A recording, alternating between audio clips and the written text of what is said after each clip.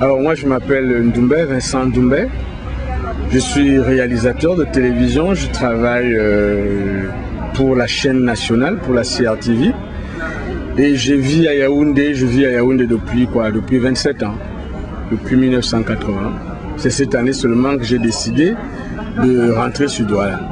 Je suis allé à Yaoundé en 1980 et je travaillais au ministère de l'Information et de la Culture à l'époque. Alors, bon, c'était une expérience somme toute très frustrante parce qu'il y avait beaucoup de choses écrites sur le papier. Il y avait beaucoup de projets, le musée national, le ballet national, tout ça.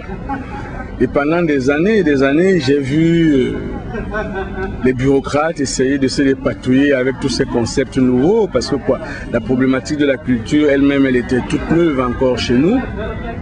Et je commençais sérieusement à m'ennuyer. À cette époque-là, il y avait pour moi deux alternatives.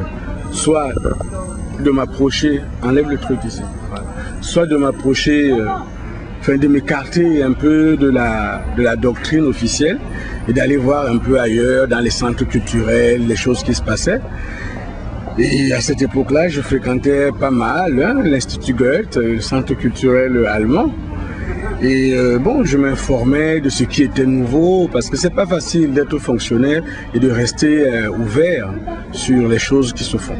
Heureusement, à cette époque-là, la société allemande GTZ, je crois, et Siemens ont gagné le marché de construire la télévision du Cameroun.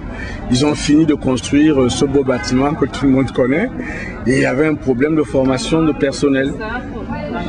Donc naturellement, ils ont lancé un concours pour recruter des stagiaires qui allaient pendant 3 ans aller se former à cette nouvelle technologie qui arrivait chez nous, parce que la télévision, elle est toute récente, elle date juste de 85 par là. Et cette télévision-là, en fait, est venue par le fait du politique. C'était essentiellement pour assurer la propagande de l'État. Donc moi je rentre là-dedans, j'ai déjà un léger background d'ouverture sur les problématiques culturelles, ce qui fait que quand je rejoins cet instrument, j'ai une espèce de trajectoire qui n'est pas claire, mais qui est que je ne vais pas complètement adhérer à tout ce qui est propagande et doctrine de l'État. J'essaye de tenir une trajectoire qui est personnelle, qui est de rendre compte en fait du fait culturel. Parce que j'estimais que quand même toute une nation ne peut pas faire une télévision rien que pour qu'on voit les hommes politiques, les hommes en cravate, les bureaucrates. Donc pendant 10 ans, j'ai fait ce magazine culturel qui s'appelait Accord Majuscule et qui essayait de rendre compte un peu de l'activité culturelle, qui essayait de mettre vraiment les artistes comme ça là, à la surface, à la visibilité de leur société. J'évitais, et je crois que c'est ce qui faisait peut-être un peu l'originalité de ce programme, c'est que j'évitais un maximum de faire un bavardage journalistique, c'est-à-dire présenter les artistes avec des chapeaux qui les encadrent. Je laissais généralement les artistes s'exprimer, j'essayais de les surprendre dans les ateliers, dans leur partout où les choses se fabriquaient. Donc, pendant de 1988 à 1998, j'ai fait ce programme-là. Et bon, c'était assez pénible parce que c'était pas véritablement soutenu financièrement. C'était toujours avec une bande de copains, des gens qui vraiment avaient un peu la passion de la culture. C'est comme ça que petit à petit... oui, c'est comme ça que petit à petit on a tenu la route. Et au bout de 10 ans, j'ai dit non, ça va, c'est trop fort. Il faut essayer de reposer un peu les questions à plat. Donc j'ai organisé à cette époque-là une méga fête, une très belle fête où il y avait mon ami Peter Anders, il y avait vraiment beaucoup de représentations diplomatiques, il y avait des professeurs d'université, il y avait tous les artistes d'ailleurs. Et ce jour-là, j'ai fait un pari, j'ai dit voilà, le micro est ouvert. S'il y a un artiste qui est passé dans Accord Majuscule pendant cette dizaine d'années, en ayant soudoyé ou bien payé un pot de vin pour passer à l'émission, voilà, le micro est ouvert, que chacun vienne me dénoncer ici. Bon, heureusement, personne n'est venu rien dire. Les artistes reconnaissaient que vraiment le passage à ce magazine-là leur était très très libre.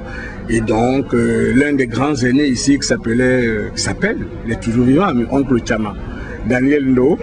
Il a engagé un sketch et c'était une très très belle fête. Mais pour moi, en tout cas, la résolution était prise qu'il fallait que je prenne une autre direction. Ça a été un moment satisfaisant, mais continuer au-delà de 10 ans, ça devenait un peu ronronnant. Et j'ai dit, ok, à partir d'aujourd'hui, je fais un nouvel engagement qui est de travailler un peu avec des jeunes passionnés d'horizons différents.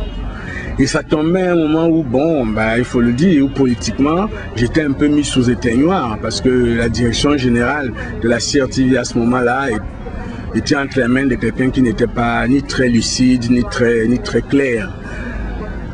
Beaucoup de souffrance individuelle, ça dit qu'il fallait vraiment garder la trajectoire et ne pas se laisser déstabiliser par ça, hein, mais vraiment une sorte de harcèlement moral, hein, tout le temps, parce que ce monsieur ne supportait pas que quelqu'un d'autre ait de la popularité ou de la reconnaissance à travers cette boîte à images que lui commandait. Bon, mais comme on dit chez nous, en quelque chose, malheur est bon. Moi, ça m'a juste permis de dire, ok, maintenant, I just take the walk in the wild side. Je vais au quartier avec des jeunes gens, je m'organise de telle manière que petit à petit, ben, on arrive à créer un nouveau concept qui était aussi original parce que c'était une tentative de faire du satirique. Enfin, en Allemagne, on dit du cabaret, quoi, dans cette chaîne nationale, essayer de tourner en dérision quelques traits de notre propre mentalité camerounaise. Parce que j'estimais que, ma foi, les Camerounais sont très forts pour dénoncer et pour critiquer. Mais généralement, ils ne se remettent pas en question eux-mêmes, ils ne se regardent pas eux-mêmes. Et contre toute attente, ce programme-là, qui s'appelait Just for Fun, a eu un énorme succès populaire. Mais vraiment inattendu.